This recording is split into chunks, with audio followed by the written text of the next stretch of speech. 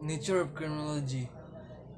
Criminology is a science in itself and applied to law enforcement and prevention of crimes under the follow under the following nature. It is just, it is a social science as as much as as much as crimes as a social creation, and that it exists and that it exists being a social phenomenon. It, its study must be considered as a social science. Thank you.